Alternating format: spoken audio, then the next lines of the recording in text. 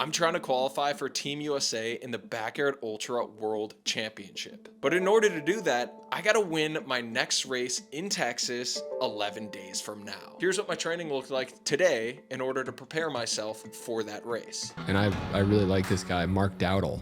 Yeah. He seems like a beast.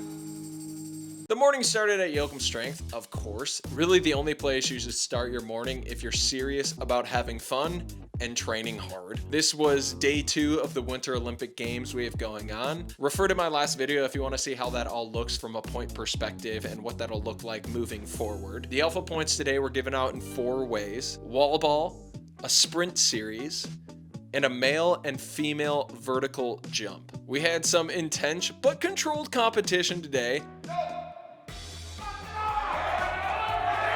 Yeah! Come on! Come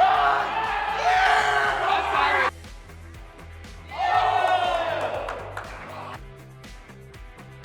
Yeah! Yeah!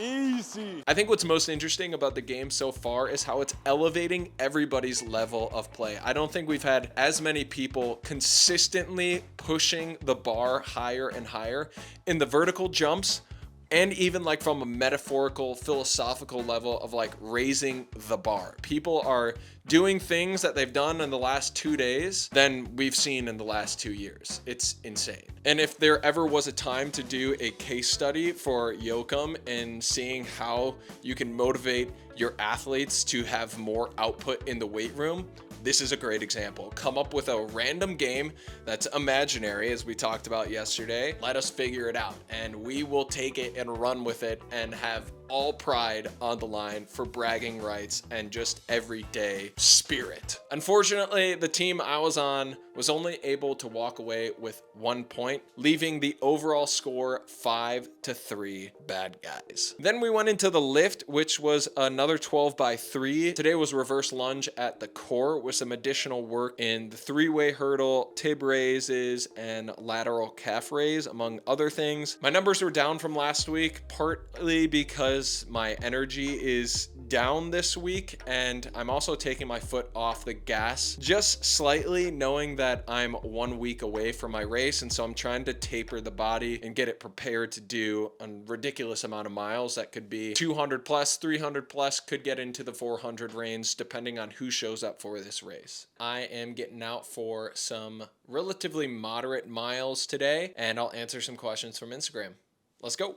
There are 2 questions I want to answer from today's IG Q&A. Both revolve around mindset. The first one comes from our friend Luke Bonin. What is my mentality around sacrifice when it comes to training and competing? Okay, sacrifice in training will come in the form of almost like consistency is a better word. Sacrificing what I want in the moment, which might be sitting in my room, continuing to do anything else but getting out the door because I know I have miles to get done. I have training to get in, but it might be cold out, it might be raining out, it might be too hot out. I just might not have the energy that day to go out and do the work. I might have spent too much time on social media, so my dopamine is completely shot. On a day in and day out basis, there's this constant battle between me and motivation, me and desire. I am sacrificing what I want in this moment, which is to be more comfortable, and I have to do that each and every day, because when it comes to race time, there are going to be so many moments throughout that day,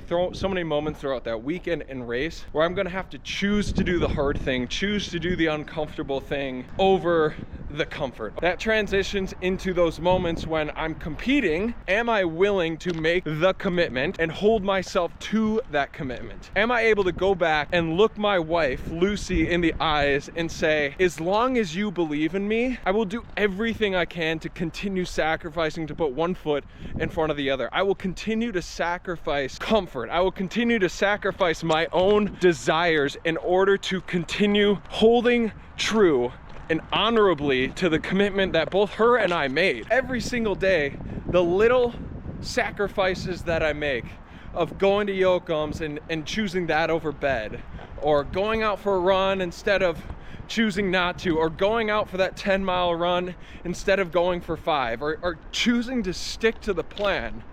All of those little commitments, all those promises that I make to myself when I do that over a consistent time, I don't have to scream affirmations in front of the mirror. I don't have to think my way into being confident. I know that I am because I have a whole body of evidence behind me that proves it. My actions prove it.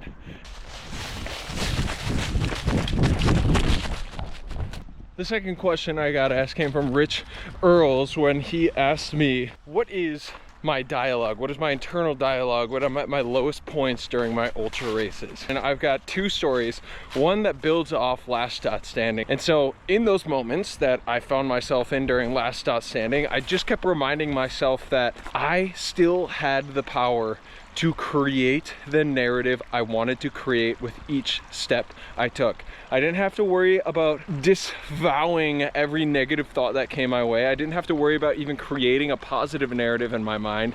I just had to snap myself back to the present and say, in this moment, I have every ability, I have all the power, I have all the control to just keep moving forward, and every step I take writes the narrative that I want to create. The second story that comes to mind is Arrowhead from last year. The reason this is important to me because I didn't have the motivation, I didn't have the voice inside my head to get me to continue moving forward. And so what I had to do in that moment is I had to borrow one. I was 50 miles into this race, if that, and I was completely broken down, shattered to my knees.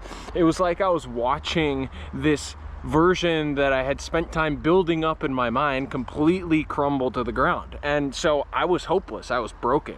I didn't have the voice to continue moving on in my own mind. So my wife Lucy, I gave her a call and I said, I'm done. I can't do this anymore. This is way harder than I thought it was gonna be.